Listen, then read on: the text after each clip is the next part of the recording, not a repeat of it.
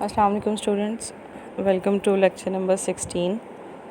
और चैप्टर हमने chemical analysis में जो टॉपिक हमने स्टार्ट करना था आज बेटा वो कॉमन आयन इफ़ेक्ट का है। कॉमन आयन इफ़ेक्ट का टॉपिक आपने वैसे एफएससी में भी पढ़ा था, उसको थोड़ा सा जहन में अगर आप जो है वो अगर आपको याद हो तो कॉमन आयन इफ़ेक्ट बेटा नाम पहले उससे थोड़ा सा आपको पता चलना चाहिए कि कॉमन आयंस, ठीक है, ऐसा इफ़ेक्ट जो सॉल्यूशन में मौजूद दो कॉमन आयंस की वजह से हो। ठीक है, पहले इसका मैकेनिज़्म स्टडी करते हैं, बाद में इसकी डेफिनेशन या इसके इफ़ेक्ट की तरफ आते हैं। ठीक है बेटा, लेट सपोज़ हमारे पास जो है एसिटिक एसिड है और हमने इसे डिज़ोल्व करवाया है वाटर में। ठीक हो गया। एसिटिक एसिड आपको पता है वीक इलेक्ट्रोलाइट है, वीक एसिड है। ठीक है, तो ये हमें लेकिन ज़ाहिर है डिसोसिएट तो होगी, किस में डिसोसिएट होगी? एसीटेट आयन में और साथ हाइड्रोनियम आयन में, हाइड्रोनियम आयन H3O पॉजिटिव में।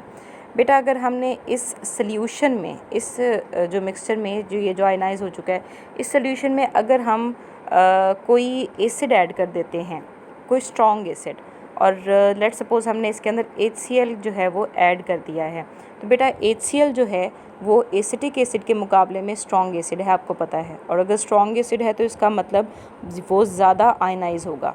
HCl जो है वो ज़्यादा आयनाइज होता है as compare to acetic acid से। तो जैसे ही आप इसके अंदर HCl डालेंगे यानी स्ट्रॉन्ग एसिड डालेंगे तो HCl फ़ौरन डिसोसिएट होता है किसमें? हाइड्रोजन आयन में और क्लोराइड आयन में। ठीक है, वो उसमें डिसोसिएट हो जाएगा। जब H पॉजिटिव हाइड्रोजन आयन की कंसंट्रेशन बढ़ जाएगी सोल्यूशन में, तो आपको पता है वो आपके पास हाइड्रोजन आयन की कंसंट्रेशन बढ़ने का मतलब है कि आपके सोल्यूशन में H3O पॉजिटिव यानी हाइड्रोनियम आयंस की कंसंट्रेशन क्या हो गई है? बढ़ गई है। ठीक हो गया बेटा, आपने ली शैटलर्स प्रिंसिपल पढ़ा हुआ है, उसमें क्या था कि system tends to act as to nullify the effect. आप कोई भी अगर चेंज पैदा करना चाह रहे हैं सिस्टम में तो सिस्टम उसको रेजिस्ट करेगा, ठीक है, उसके ओपोजिट जाने की कोशिश करेगा। तो अब क्योंकि आपके पास ये इक्विलिब्रियम पे था सिस्टम, हाइड्रोनियम आयंस की कंसंट्रेशन क्योंकि क्या हो गई है? बढ़ गई है, तो सिस्टम अब जो है यानी कि ये जो रिएक्शन है, ये रिएक्शन सिस्टम, ये अब आपके पास जो है वो इस साइड पे यानी लेफ़्ट साइड पर डिफ्लेक्ट हो जाएगा। ठीक है, क्यों डिफ्लेक्ट होगा? ताकि हाइड्रोनियम आयंस एसिटेट आयंस के साथ रिएक्ट करके दोबारा वाटर और एसिटिक एसिड बना दें। ठीक है, ताकि हाइड्रोनियम आयन की कंसंट्रेशन कम हो जाए। हमने ज़्यादा कर दी थी ना, सिस्टम उसको कम करने की कोशिश करेगा। दिस इज़, और अब ऐसा क्यों हुआ है? ऐसा हुआ है कॉमन आयन की वजह से, क्योंकि HCl और एसिटिक एसिड में एक आयन कॉमन था। कौन सा? हाइड्रोजन आयन, जो के बाद जिसको हम नॉर्मली वाटर के साथ मिला के H2O पॉजिटिव आयन भी कह देते हैं। ठीक है, तो क्योंकि दोनों में हाइड्रोनियम आयन कॉमन था इन देयर सोल्यूशन, इस वजह से ये जो इफ़ेक्ट पैदा हुआ है इस साइड पर जो है वो डिफ्लेक्ट हो गया है आपका रिएक्शन, और जो वीक इलेक्ट्रोलाइट था उसकी डिसोसिएशन में कमी आ गई है। इस इफ़ेक्ट को हम कॉमन आयन इफ़ेक्ट कहते हैं। ठीक हो गया। अभी हम आगे एक और इसकी एग्जांपल भी देख लेते हैं।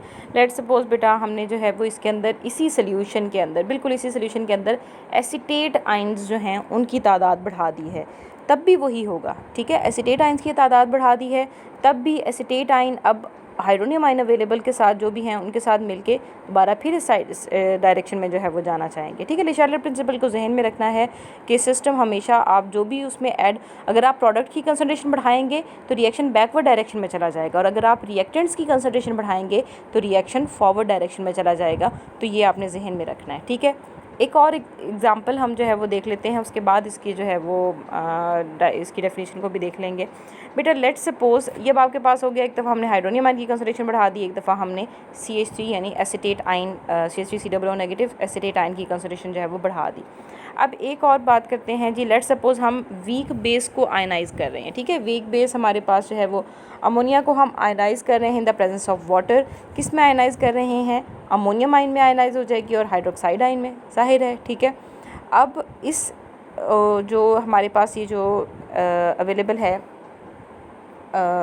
यानी कि जो हमारे पास जो रिएक्शन बन चुका है और इसके अंदर अब हमारे पास अमोनियम आयन भी है और हाइड्रोक्साइड आयन भी है। बेटा अगर तो आप हाइड्रोक्साइड आयंस की कंसंट्रेशन यहाँ बढ़ाएंगे तो reaction will go to backward direction. अच्छा, सिर्फ बैकवर्ड डायरेक्शन के लिए ज़रूरी नहीं है, same is the case with this side. अगर आप इस साइड का कोई भी एक जो चीज़ है, लाइक अगर आप अमोनियम आयन की कंसंट्रेशन बढ़ा रहे हैं तब भी ये रिएक्शन इस साइड पे जो है वो ज़्यादा जाएगा, ठीक है। तो ये दोनों साइड्स के लिए आपके पास जो है वो ये बात ठीक है। तो इसकी डेफिनेशंस अब देख लें। एक तो कॉमन आयन इफेक्ट क्या है? It is the shift in an ionic equilibrium caused by the addition of a solute that provides an ion that takes part in the equilibrium, ठीक है। वो कह रहे हैं कि ये जो आयनिक इक्विलिब्रियम है इसमें शिफ्ट है। शिफ्ट ये है ना कि आपके पास ये इस साइड पे डिफ्लेक्ट हो गया, शिफ्ट हो गया इक्विलिब्रियम आपके पास किस साइड पे? लेफ्ट साइड पे, ठीक है। तो shift in an ionic equilibrium किस वजह से? क्योंकि आपने एक ऐसा सल्यूट इसमें ऐड किया था that takes part in the equilibrium. हमने कौन सा सल्यूट ऐड किया था? HCl ऐड किया था, और HCl में हाइड्रोजन आयन ने पार्टिसिपेट किया इस इक्विलिब्रियम को इस साइड पे शिफ्ट करने के लिए, ठीक है।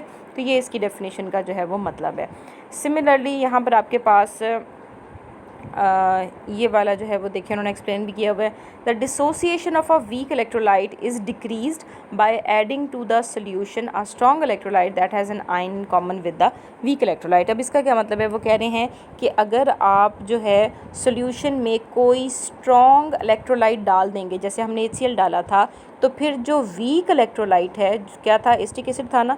वीक इलेक्ट्रोलाइट जो मौजूद है उसकी आयनाइजेशन क्या हो जाएगी? सप्रेस हो जाएगी या फिर कम हो जाएगी, डिक्रीज़ हो जाएगी, ठीक है।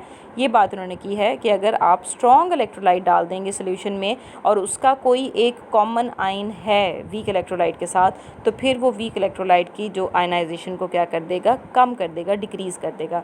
बेटा this is common ion effect. नाम भी इसीलिए है क्योंकि दो इलेक्ट्रोलाइट्स के अंदर जो कॉमन आयन है उनमें अगर कोई मौजूद कॉमन आयन है तो वो जो इक्विलिब्रियम की पोजीशन है उसे डिफ्लेक्ट कर सकता है, ठीक है। वीक इलेक्ट्रोलाइट की जो डिसोसिएशन है वो मज़ीद कम हो जाएगी।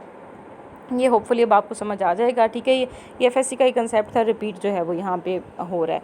अब इसके अलावा एक और उन्होंने कहा है कि जी लेट सपोज़ हम एक सॉल्ट ले लेते हैं बेटा AgCl, ठीक है। AgCl आपको पता है स्पेरिंगली सॉल्युबल है वाटर में, अभी हमने कल पढ़ा था, ठीक है। उसके मुकाबले में सोडियम क्लोराइड NaCl जो है वो रेडिली सॉल्युबल है वाटर में, वो बहुत फ़ौरन से जो है वो वाटर में डिसोसिएट हो जाता है, किसमें? सोडियम और क्लोराइड आयन में, ठीक है। तो जब हमने AgCl को वाटर में डाला आपके पास सिल्वर आयन बन गया और क्लोराइड आयन बन गया। अगर हम इस सोल्यूशन में सोडियम क्लोराइड डाल देंगे तो सोडियम क्लोराइड के पास भी क्या है? सोडियम आयन और क्लोराइड आयन। तो क्लोराइड आयन इसका और सोडियम का क्या हो गया है? In common. अब सोडियम क्लोराइड क्योंकि ज़्यादा क्लोराइड आयन जनरेट करेगा बिकॉज वो ज़्यादा डिसोसिएट होता है, डिग्री ऑफ डिसोसिएशन उसकी ज़्यादा है, इस वजह से ओवरऑल जो क्लोराइड आयन्स हैं उनकी कंसंट्रेशन क्या हो गई है? बढ़ गई है। और यहाँ क्लोराइड आयन की कंसंट्रेशन बढ़ जाने की वजह से this equilibrium will be shifted towards this side, यानी कि AgCl की डिसोसिएशन अब मज़ीद कम हो जाएगी, ठीक है। आयनाइजेशन इसकी क्या हो गई है बेटा? कम हो गई है। तो यही बात उन्होंने यहाँ लिखी हुई है। The result can be explain from Le Chatelier principle. The equilibrium is shifted to the left by addition of chloride from the NaCl, that is the solubility of silver chloride is decreased, ठीक है।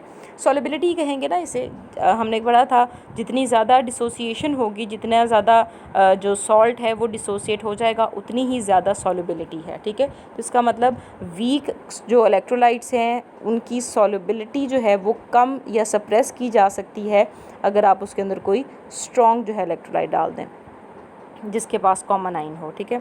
अब बेटा आगे इसकी applications हैं, मैंने बताया था कॉमन आयन्स की एप्लीकेशन बहुत इंपॉर्टेंट है कॉमन आयन इफेक्ट की, और इनमें से दो हमने कल पढ़ी भी थी, ठीक है। उनमें से एक मैं आज यहाँ थोड़ा सा आपको रिपीट कर देती हूँ, ये हम पढ़ चुके हैं एक्चुअली कल, ठीक है। Application of common ion effect in analytical chemistry क्या है? पहली जो इसकी एप्लीकेशन है that is purification of common salt, हमने पढ़ा था, ठीक है, कल पढ़ा था, मैं यहाँ दोबारा रिपीट करवा देती हूँ। बेटा सोडियम क्लोराइड जो है अगर आपके पास जो है वो अगर आप उसे प्योरीफाई करना चाहते हैं तो सोडियम क्लोराइड जो है उसको हम क्या करवा लेते हैं जी? डिसोसिएट करवा लेते हैं, ठीक है। क्या बन जाएगा? सोडियम आयन और क्लोराइड आयन, ठीक है। उसके सोल्यूशन में यही होगा एक्वा सोल्यूशन में। अब इस एक्वा सोल्यूशन में से हम क्या करते हैं? HCl की गैस को पास करवाते हैं, ठीक है। जब आप HCl की गैस को पास करवाएंगे तो बेटा HCl यानी एक्वा सोल्यूशन में से जब पास करवाएंगे हाइड्रोजन आयन और क्लोराइड आयन दे देगी।